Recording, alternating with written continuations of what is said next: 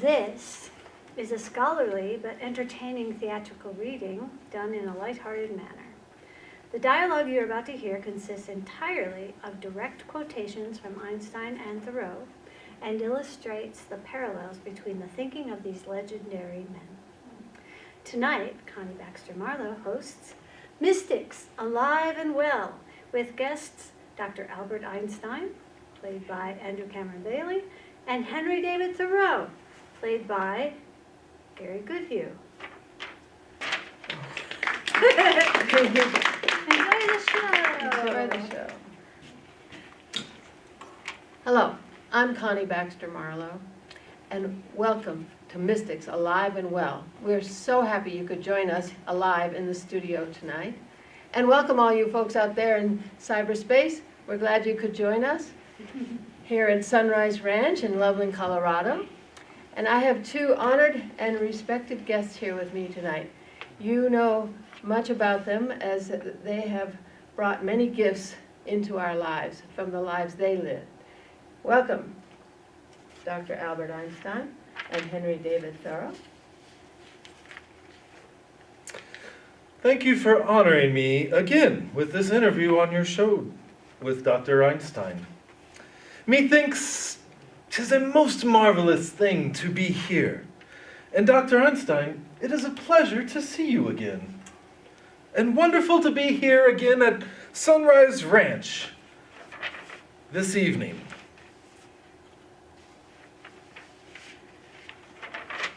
Well, yes.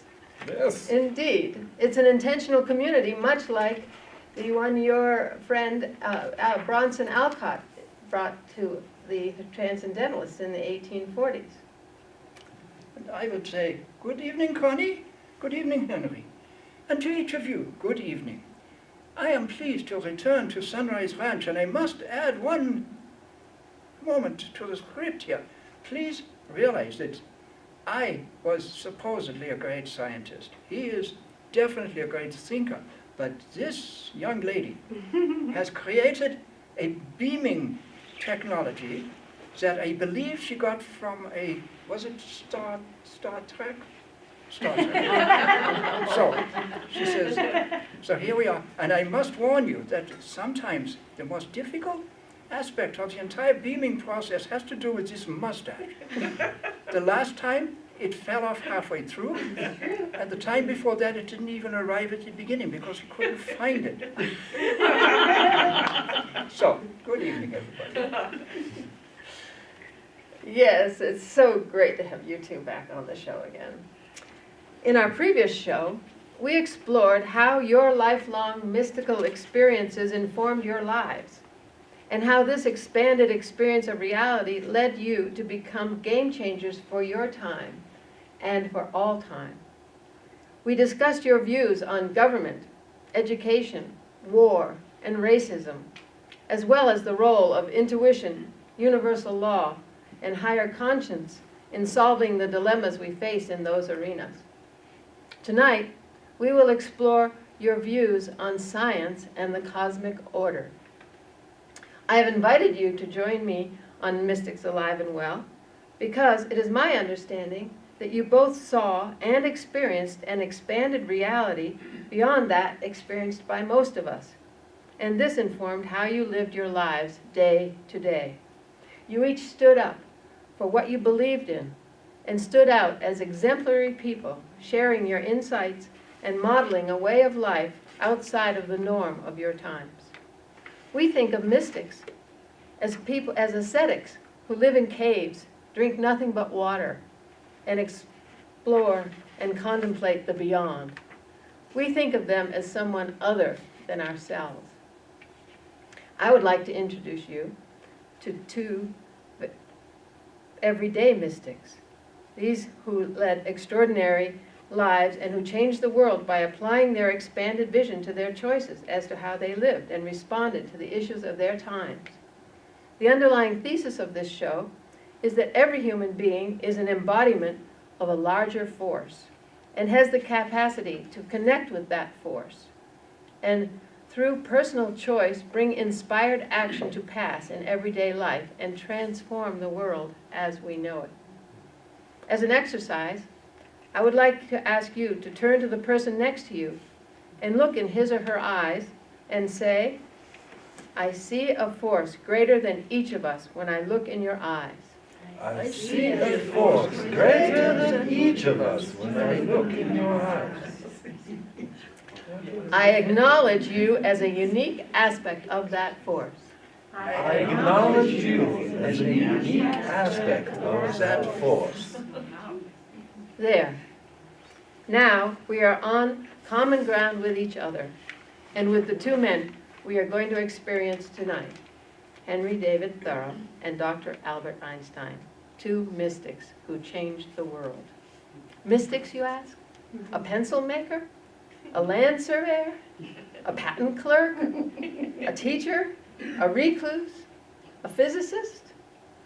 What was it that drove them to excel and go down in history as game changers, along with a few others like Jesus, Gandhi, Martin Luther King Jr., John Lennon? Oh, happy birthday, Martin Luther King. Notable activists who died untimely deaths because of the message they carried and the lives they lived. These people didn't remove themselves from the world. They stood up, spoke up, and shifted consciousness up a notch for eternity. They modeled their beliefs, their visions, and shared their insights.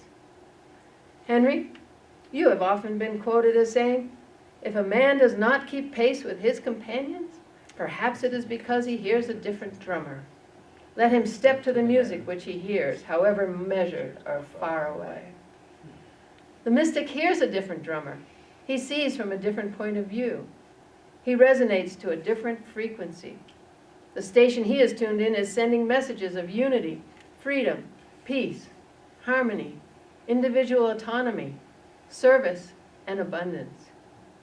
Those are the attributes of the world he knows is real and possible, regardless of the myriad of other stations and societies broadcasting the engaging and all too real seeming ideas of separation, scarcity, security, and servitude.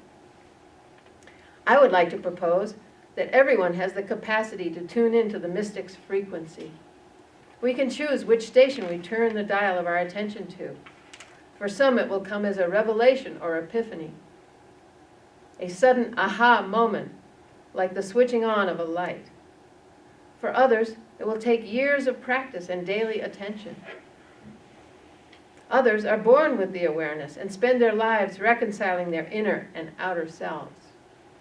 Often the mystical experience comes through crisis, deep loss, and the heart is broken open. The challenge becomes what to do with it once it comes. Ignore it? Shove it deep inside where no one can see it? Put a mask over it and pretend it isn't there? Walk it, talk it, and become it, and in that way change the world?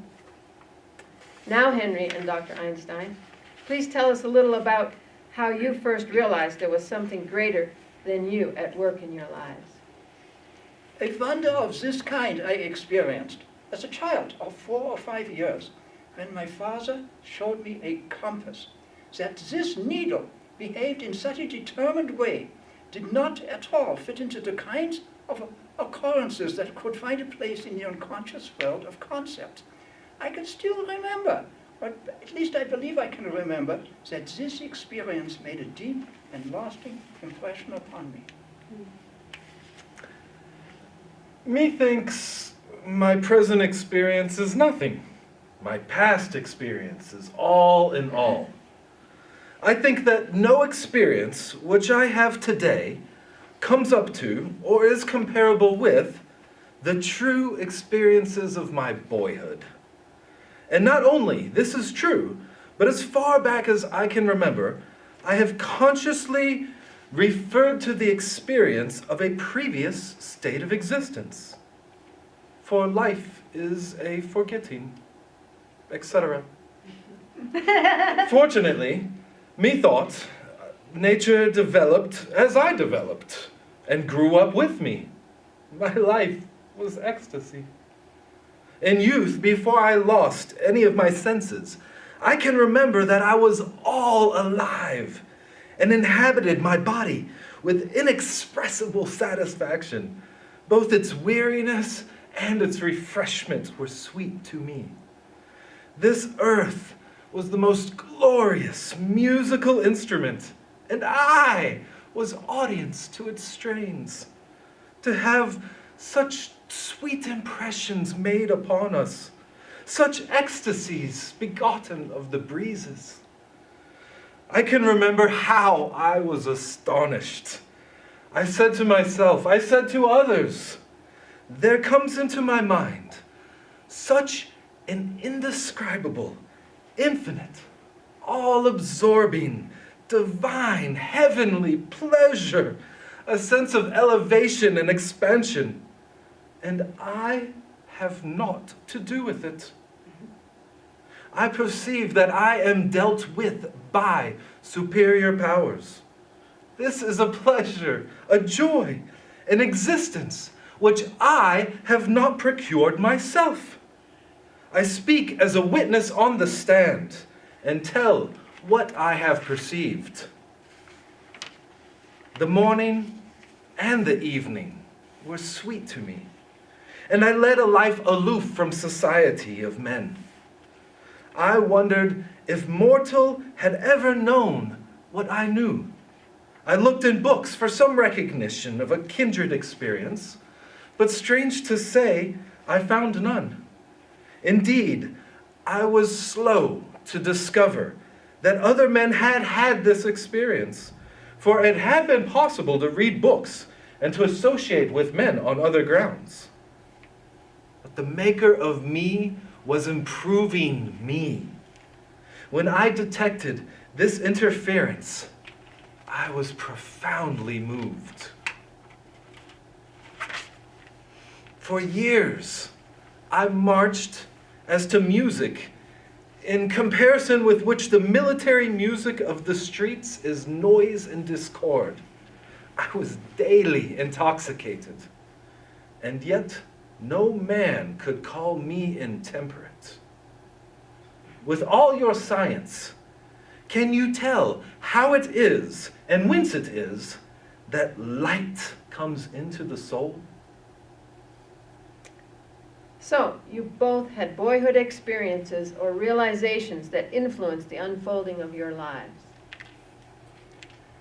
And then, at the age of 12, I experienced a second wonder of a totally different nature in a little book dealing with Euclidean plane geometry, which came into my hands at the beginning of a school year.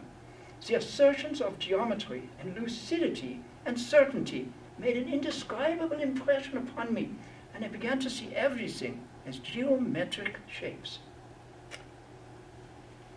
Good heavens. I would like to point out to the audience a few parallels in your lives to set the stage for our discussion today. Henry, Yes, Connie. you were an avid student, a voracious reader who studied philosophy and graduated from the nation's top school, Harvard University. True. You became a teacher, held a couple of mundane jobs, as a pencil maker in your father's pencil business. I saw you. You have a Thoreau pencil. I do. It That beamed was in right in here. Pennsylvania, no? Yes, indeed. Tell us more about this pencil. A pencil maker in your father's pencil business, where your research led to perfecting the Thoreau pencil, enabling it to become the best pencil in America. And you were a surveyor. You built a little house in the woods on your friend Ralph Waldo Emerson's land, not far from town, where you spent 2 years, 2 months, and 2 days. You explored the wilderness in Maine and elsewhere, researched and befriended Native Americans, and documented your impressions in minute detail in your journals and books. You took a stand against war and racism, disassociated yourself from your government at an early age, went to bat for fellow dissidents, and spent a night in jail, which resulted in a world-changing solution for how a moral man might live in an immoral world through nonviolent non-cooperation in your treatise, Civil Disobedience.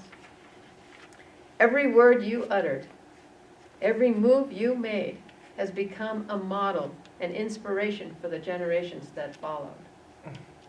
Dr. Einstein, you were slow to talk as a child. True. But I haven't stopped since, have I? Once I got the hang of it, you know. But you too were an avid student, a voracious reader who studied philosophy, perhaps even some of the same philosophers as Henry. It seems that Immanuel Kant and other German philosophers influenced both you and the Transcendentalists.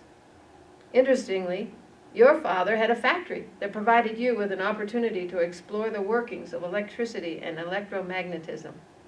You attended top schools and became a teacher, held a mundane job as a patent clerk, explored a different wilderness, the wilderness of the mathematical nature of the universe, which you recorded in your papers and dissertations.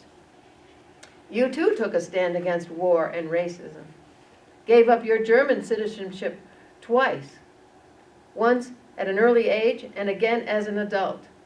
You supported fellow dissidents and enlightened humanity with your insights into the workings of light, matter, time, and energy. You both were witness to extraordinary times in humanity's development. Henry, during your lifetime in the 1800s, you witnessed rational, reductionist science replace holistic experiential knowledge in such a way that man thought himself separate from an uncaring mechanical universe. You witnessed the abomination of slavery and a war in Mexico aimed at extending slavery, which you entirely disagreed with. Dr. Einstein, you, as a German Jew, experienced the First World War, Hitler's rise to power, the Second World War, and the Holocaust, with the loss of so many of your friends and family. You saw, much to your chagrin, the invention and deployment of the atomic bomb as an indirect result of your theories, with the onset of the nuclear age, the Cold War, and the threat of the total annihilation of humanity. You both seem to have been eternal optimists, however, and you both spoke of universal higher laws and man's ability to interpret them and our potential to live in accordance with them as you watched humanity around you descend into lower, baser behaviors. It seems it was this ability to see higher truths that set you apart and has made your vision an inspiration to all that followed. The last time we were together, we learned that your ability to see and experience an expanded reality set you apart from the majority and resulted in a certain loneliness for each of you and engendered a rebellious spirit. How alone must our life be lived? We dwell on the seashore, and none between us and the sea. Men are my merry companions, my fellow pilgrims, who beguile the way, but leave me at the first turn in the road. For none are traveling one road so much as myself. Now, I am old, so known in the world, yet so lonely. Arrows of hate have been shot at me, but they have never hit me, because somehow they belong to another world, with which I have no connection whatsoever. Regarding education, school failed me, and I failed school. It bored me. The teachers behave like Feldwebel, sergeants. I wanted to learn what I wanted to know, but they wanted me to learn for the exams. What does education often do? It makes a straight-cut ditch of a free, meandering brook. Though bodily, I have been a member of Harvard University, heart and soul, I have been far away among the scenes of my boyhood. As far as government goes, The government doesn't concern me much, and I shall bestow the fewest possible thoughts on it. It is not many moments that I live under a government, even in this world.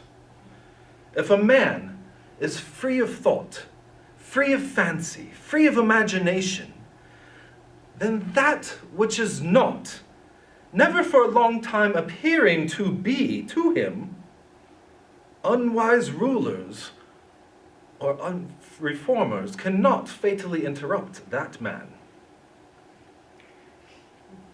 Dr. Einstein. Yes, Henry, indeed.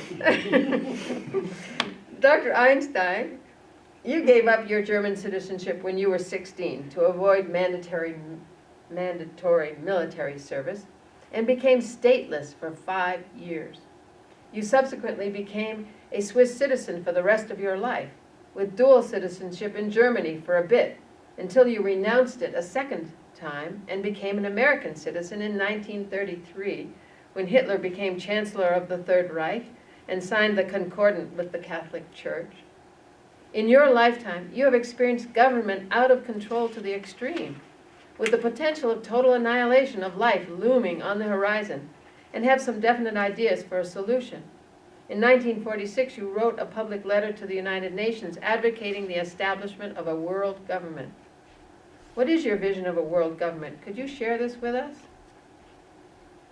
I am interested only in living this life according to ethical laws, such as thou shalt not kill, which often contradict the laws of the state.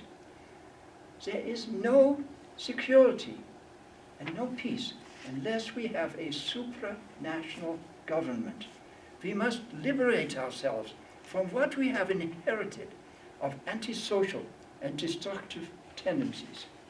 A new type of thinking is essential if mankind is to survive and move to higher levels. The cosmic man must be restored. The whole man who is made in the image and likeness of the arch force, which you might call God. This man thinks with his heart.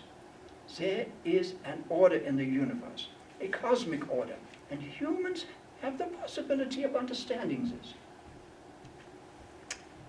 Given the fact that you both have what I call an expanded understanding and relationship with the universe, from the infinitesimally small to the infinitely large, and embrace both the visible and invisible, I would like to explore your views and experiences with science.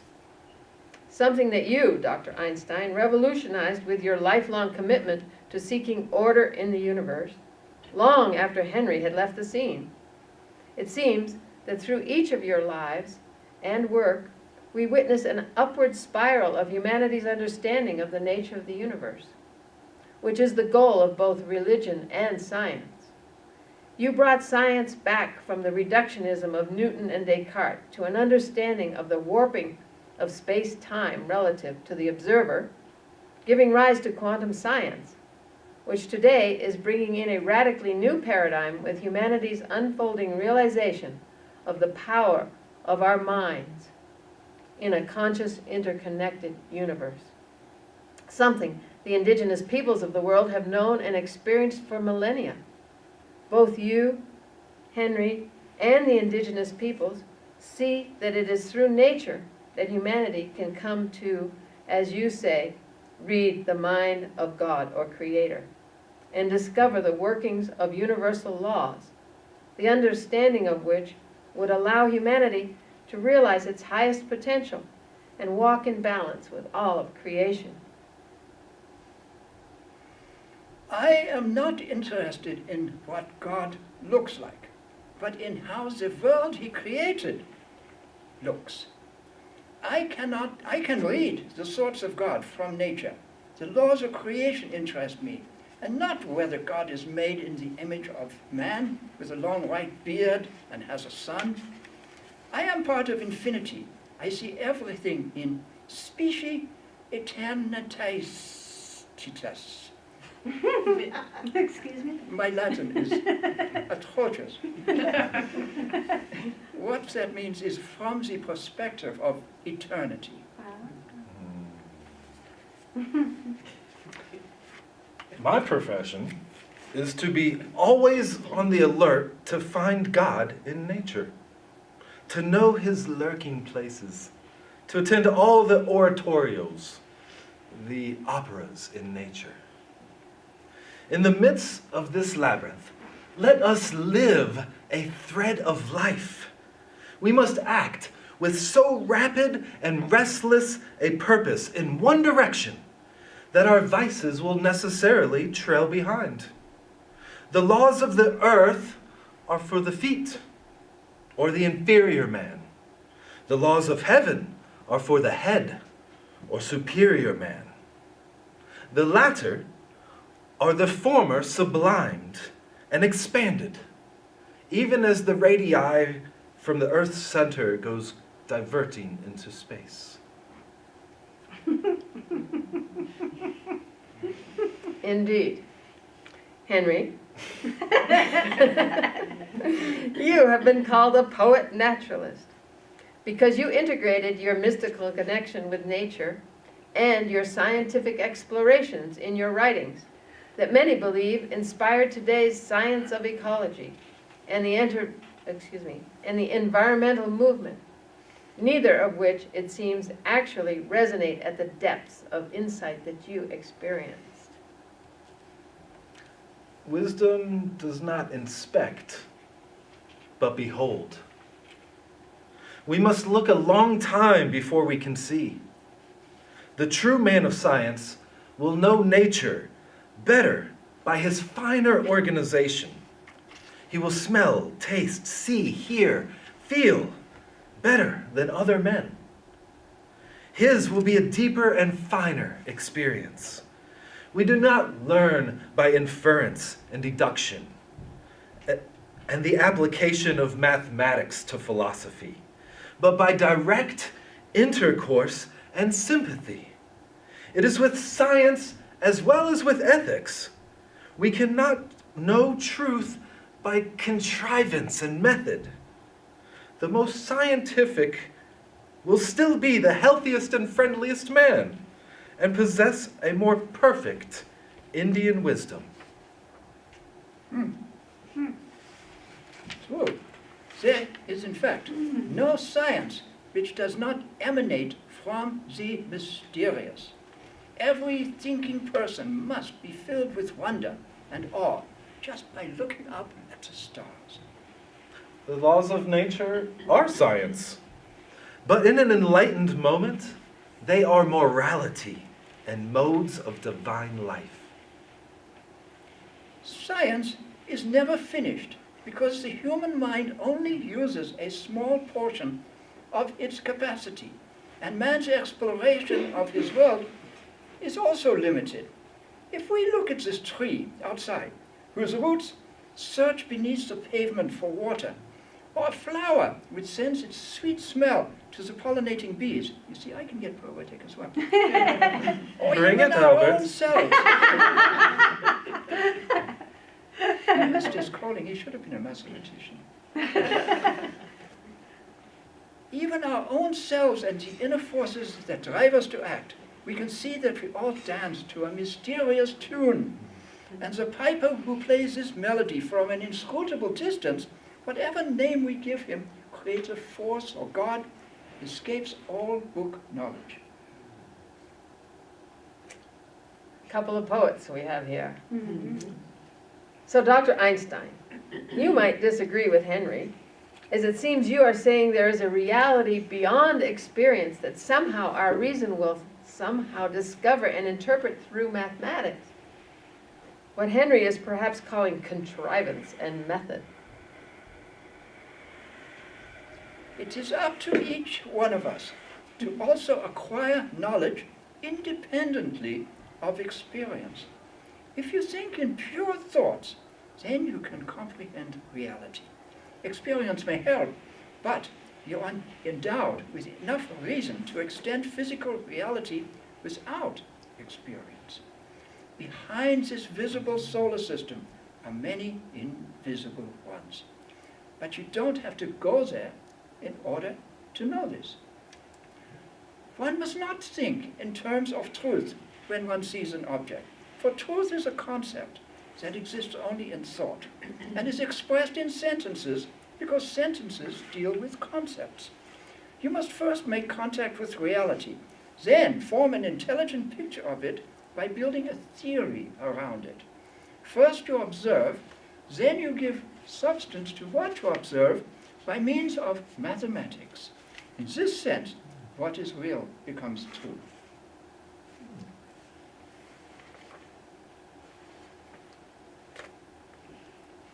Indeed. Where are we? Front page 12. Page 12. All right. Indeed, it becomes both of you. Oh, indeed, it seems that both of you are speaking of what you seem to call real scientists, as directly and experientially connected to the cosmic order, with the higher purpose of interpreting the universal laws. You both see the connection between science and the divine because you had mystical experiences yourselves, and seem to see that science is an avenue for the logical conceptual mind to access the non-conceptual, ineffable arena that the religions have been attempting to articulate through the ages.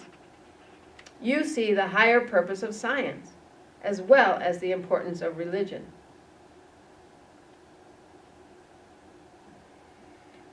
I maintain that cosmic religious feeling is the strongest and noblest incitement to scientific research.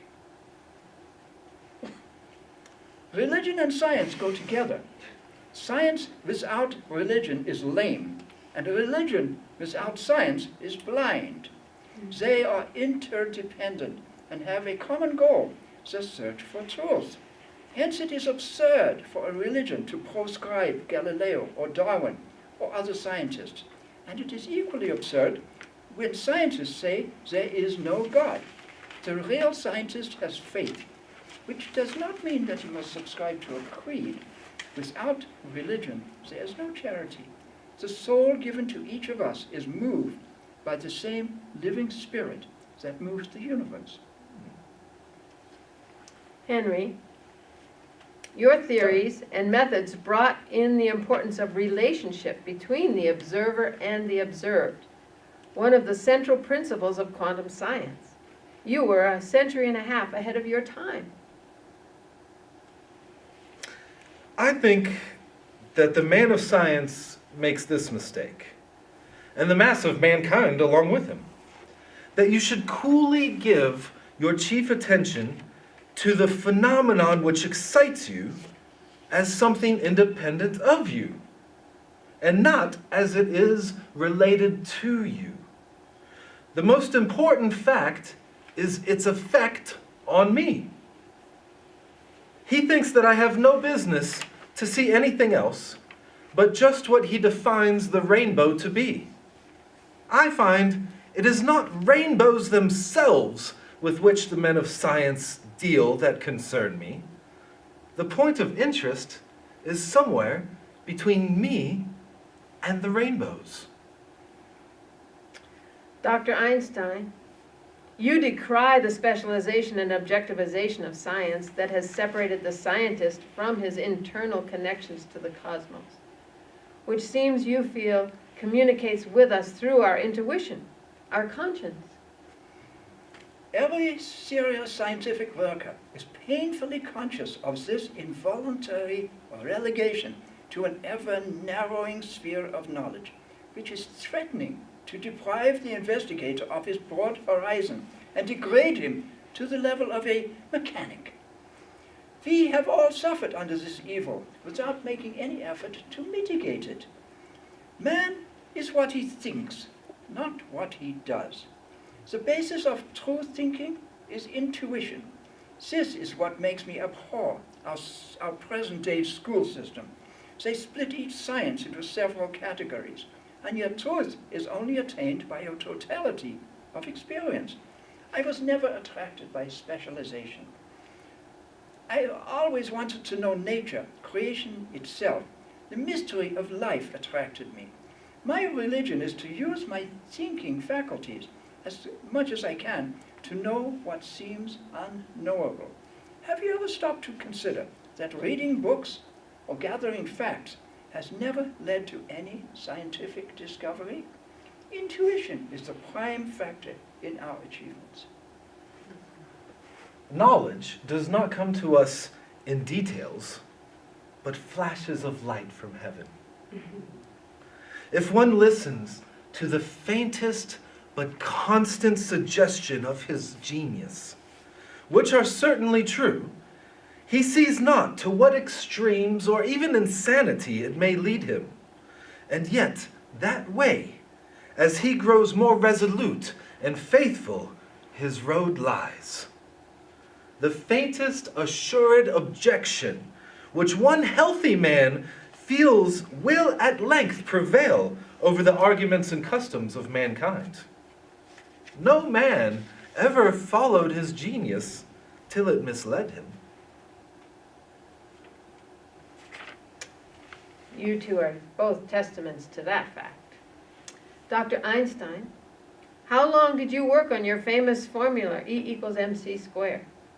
The formula that radically changed humanity's concept of space-time and our relationship to it, as well as energy and matter? What was the driving force that kept you going? For 9 years. But it wasn't only one formula. 1,000 were written and destroyed. Often I wanted to give it up. At last, however, after endless labor and innumerable sleepless nights, I found it. My intuition made me work. People think that the progress of the human race is based on experiences of an empirical, critical nature, but I say that true knowledge is to be had only through a philosophy of deduction. For it is intuition that improves the world, not just following the trodden path of thought. Intuition makes us look at unrelated facts and then think about them until they can all be brought under one law. To look for related facts means holding only what one has instead of searching for new facts. Intuition is the father of new knowledge, while empiricism is nothing but an accumulation of old knowledge.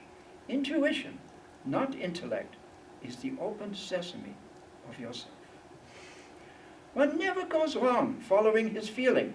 I don't mean emotions, I mean feeling, for feeling and intuition are one. It is not the invitation which I hear, but that which I feel that I obey.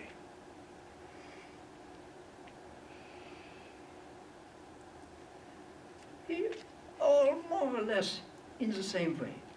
Say, for example, a rose is red, smells like perfume, and feels like velvet. In other words, there is an objective reality which is conceived by the senses, and behind this objective reality are natural laws which are the privilege of the scientist to discover. Nature doesn't know chance. It operates on mathematical principles. As I have said so many times, God does not play dice with the world. My goal was to unify physics. For over 20 years, I tried to build the electrodynamic and quantum theories into my relativity theories, but I have not succeeded. You must believe that the world was created as a unified whole, which is comprehensible to man. Of course, it's going to take an infinitely long time to investigate this unified creation, but to me, that is the highest and most sacred duty, unifying physics.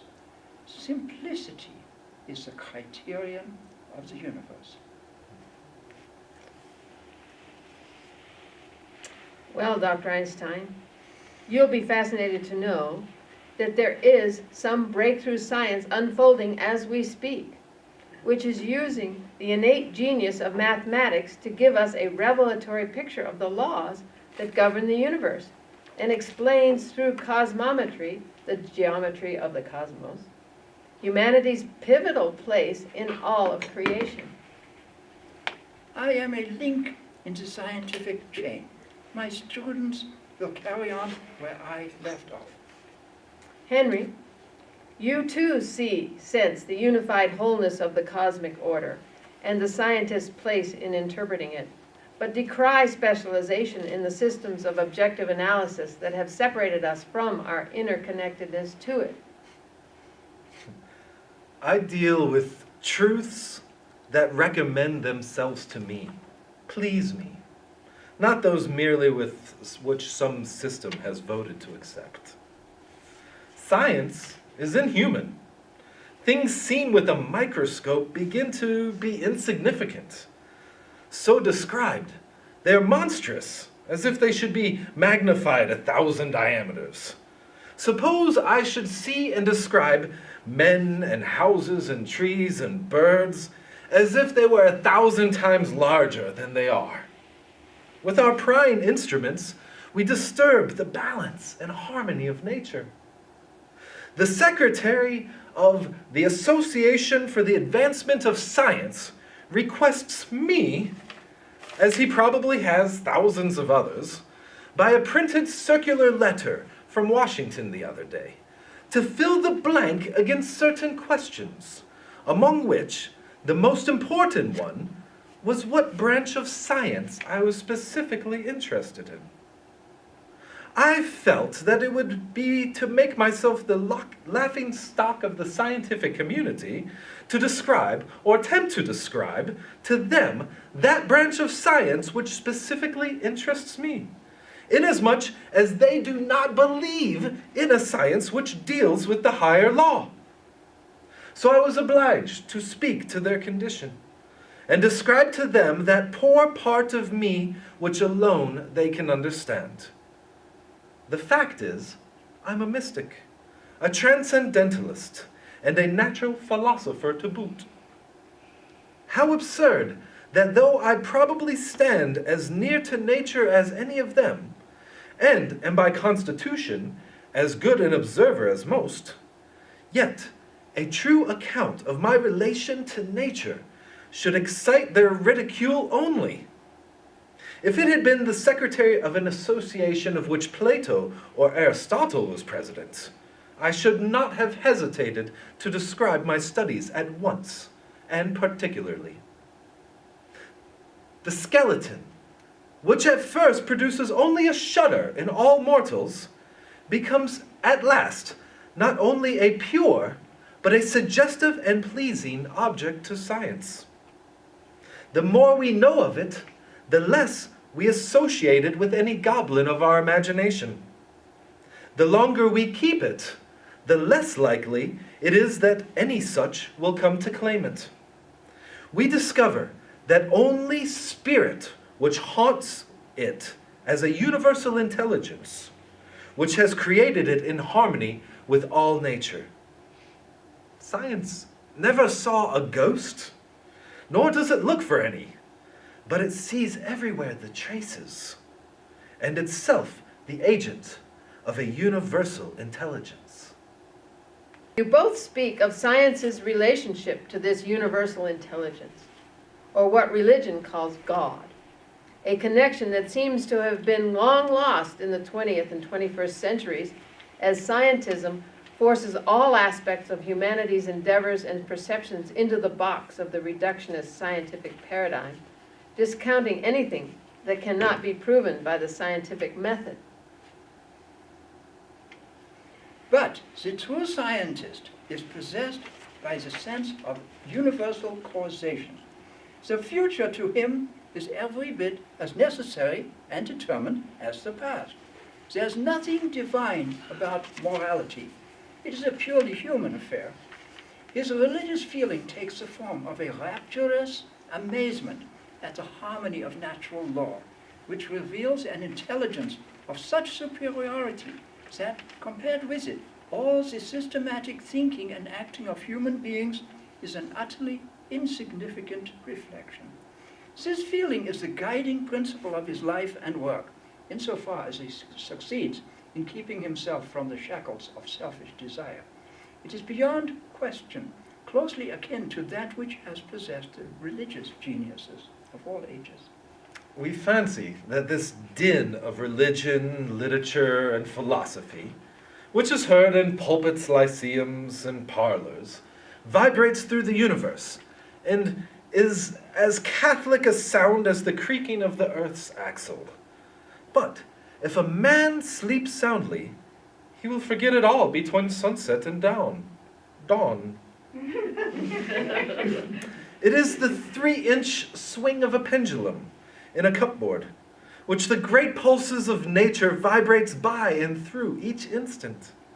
When we lift our eyelids and open our ears, it disappears with smoke and rattle like the cars on a railroad.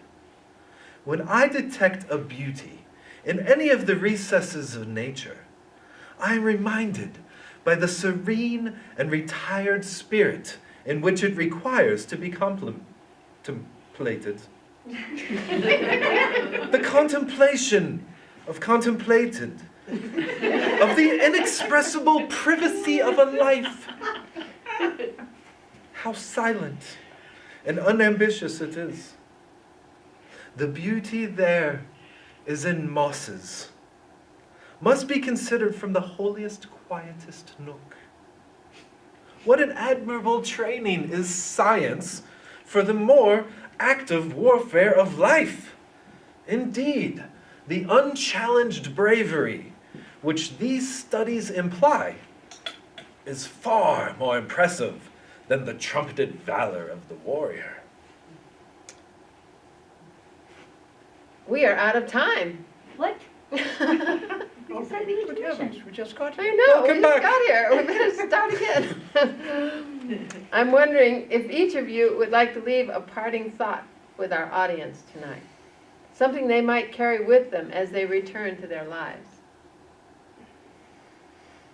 If we want to improve the world, we cannot do it with scientific knowledge, but with ideals. Confucius, Buddha, Jesus, Gandhi have done more for humanity than science has done. We must begin with the heart of man, with his conscience, and the values of conscience can only be manifested by selfless service to mankind.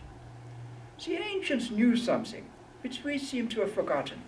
All means prove but a blunt instrument if they have not behind them a living spirit. But if the longing for the achievement of the goal is powerfully alive in us, then shall we not lack the strength to find the means for reaching the goal and for translating it into deeds. I do not propose to write an ode to dejection, but to brag as lustily as a chanticleer in the morning, standing on his roost, if only to wake my neighbor up. We must learn to reawaken and keep ourselves awake, not by mechanical aids, but by an infinite expectation of the dawn, which does not forsake us even in our soundest sleep. I know of no more encouraging fact than the unquestionable ability of man to elevate his life by a conscious endeavor. Wake up and open our hearts. Serve mankind with conscious endeavor. I'll do that one more time. Wake up and open our hearts. Serve mankind with conscious endeavor from our higher conscience. Thank you, Dr. Albert Einstein and Henry David Thoreau. Thank you for coming. And thank you, audience, for joining us. Perhaps another time. The first time was excellent. We never met in real life. We actually lived our lives roughly 1.5 centuries apart. Somebody took me, however, to Walden Pond and took me to the little shop and said, read this book, Walden. So I opened the book, Walden, and I got in about half a paragraph and I was completely confused. For the first time in my life, I was completely confused. But then she said to me, come, took me around the pond, hung our clothes in the trees, and leapt completely naked into Walden Pond. The rest is history.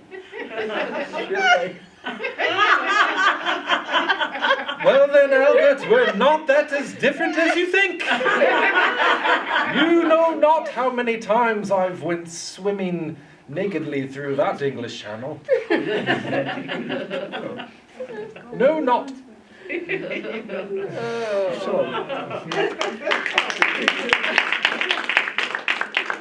you so much.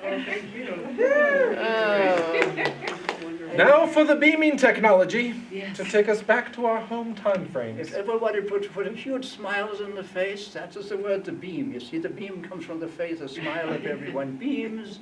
And up we go. Hold on to your mustache. Stay on time. Good job, good job. Oh, you guys are